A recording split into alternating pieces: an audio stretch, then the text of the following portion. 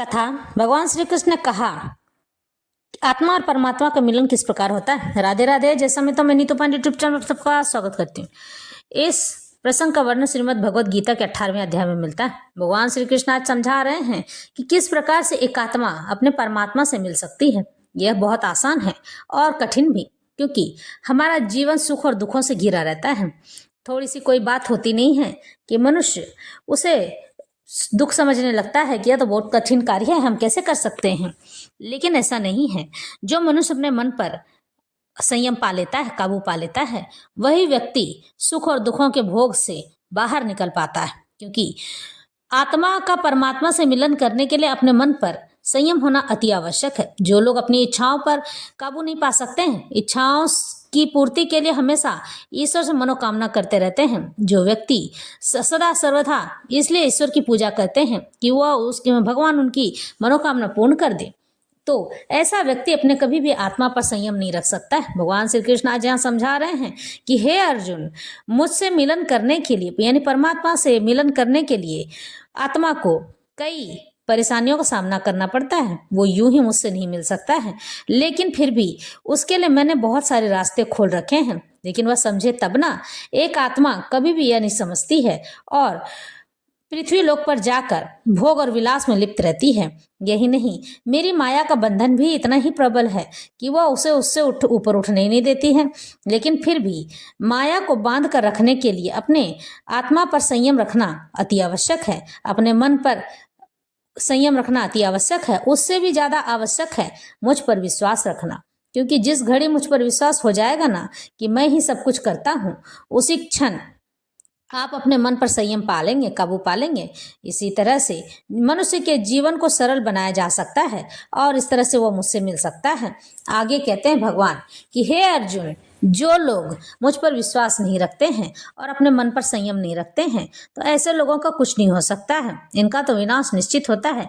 बुद्धया विशुद्धया युक्तो घृत्यात्मानं नियम्य च शब्दादीन विषयां वक्त्या राग द्वेषो व्युदस्य च विविक्त सेवी लध्वासी यत वाक्काय मानसः ध्यान योग परो नित्यम वैराग्यम समुपाश्रित अहंकारम बलम दर्पम कामम क्रोधम परिग्रहम विमुच्य निर्ममः शांतो ब्रह्म भूयाय कल्पते।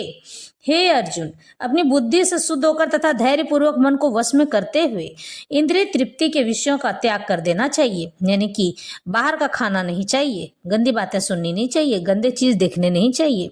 राग तथा द्वेष से मुक्त होकर, यानी कि किसी भी तरह के गंदे गानों से बचकर और लोगों के कहे हुए किसी भी बात को, गंदी बातों को सुनकर जो व्यक्ति एकांत स्थान में वास करता है, रहता है, जो थोड़ा खाता है और अपने शरीर, मन तथा वाणी को वश में रखता है, जो सदैव समाधि में रहता है और पूर्ण रूप से विरक्त मिथ्या अहंकार, मिथ्या यानी कि झूठा अहंकार, झूठी शक्ति, झूठा गर्व, काम क्रोध तथा भौतिक वस्तुओं यानी सांसारिक वस्तुओं के संग्रह है उनको जुटाने से मुक्त रहता है। जमा यहाँ तक कि वह अपने लिए सुख सुविधा वाला पलंग, सोफा यह नहीं खरीदना चाहता है और वैराग्य धारण जैसा कर लेता है। जो मिथ्या स्वामित्व की भावना से रहित तथा शांत है, वह निश्चय ही आत्म साक्षात्कार के पद को प्राप्त कर लेता है। इस तरह से भगवान समझा रहे हैं। भगवान यह भी समझाते हैं कि किसी भी मनुष्य को किसी भी प्रकार से मुझ तक पहुंचने के लिए अपने मन पर संयम, मन पर को वश में करके रखना अति आवश्यक है। जो लोग ऐसा कर लेते हैं वही मुझ तक पहुंच पाते हैं। जो मनुष्य बुद्धि द्वारा शुद्ध हो जाता है, यानी कि उसका बुद्धि किसी भी काम से भटकता नहीं है, वह अपने आप को सत्व यानी कि सच गुण में अधिष्ठित कर लेता है। इस प्रकार वह मन को वश में करके सदैव समाधि में रहता है। वह इंद्रिय तृप्ति के विषयों के प्रति आसक्त नहीं रहता है और अपने कार्यों में राग तथा द्वेष से मुक्त होता है। ऐसा विरक्त व्यक्ति स्वभावतः एकांत स्थान में रहना पसंद करता है। वह आवश्यकता से अधिक खाता नहीं है और अपने शरीर तथा मन की गतिविधियों पर नियंत्रण रखता है।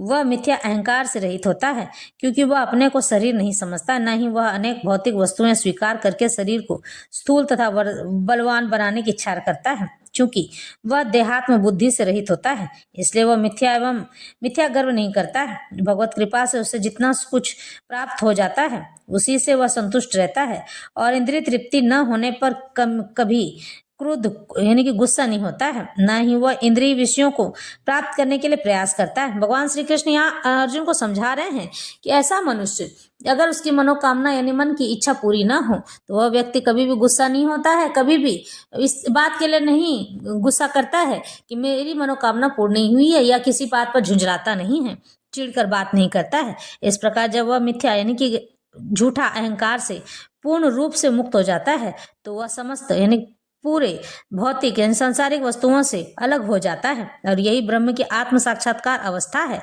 यही भगवान से आत्मा का परमात्मा से मिलन की अवस्था कही गई है। यह ब्रह्मभूत यानी कि जो साधना करने वाले मनुष्य हैं वही अवस्था कहलाती है।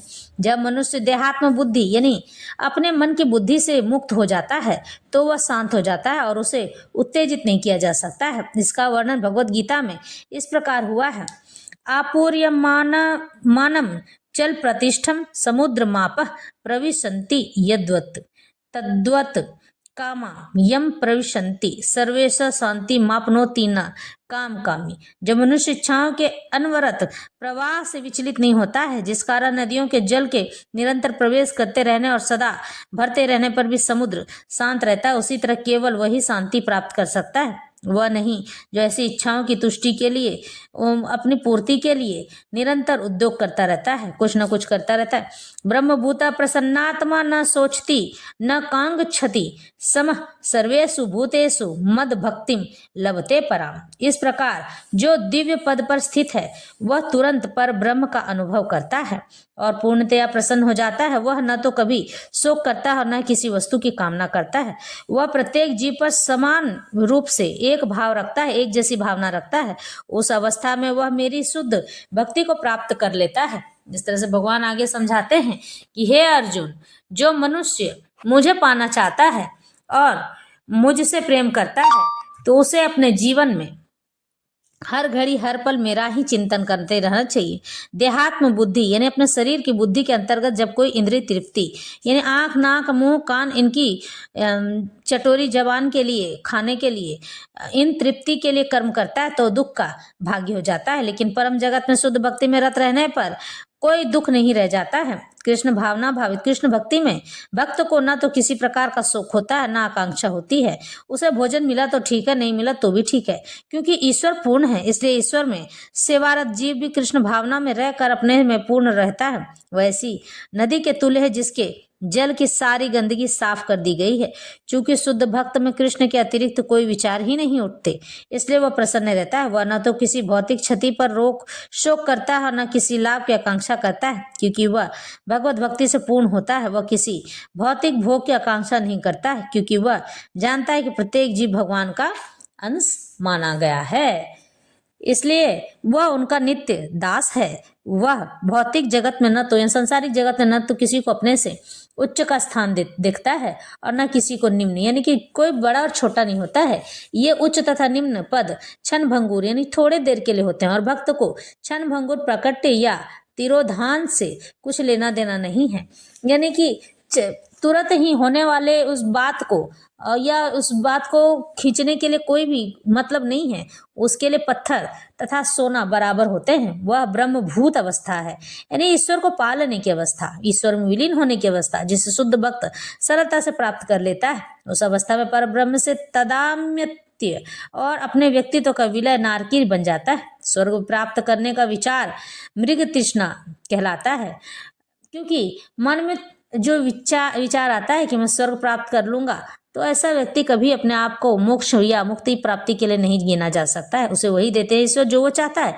और इंद्रियां विसदंत विहीन सर्प की भांति, यानी कि बिना दांत वाला सर्प प्रतीत होता है। जिस प्रकार विष दंत विहीन सर्प से कोई भय नहीं रह जाता, उसी प्रकार स्वतः यानी कि खुद से संयमित इंद्रियों में कोई भय नहीं रह जाता है।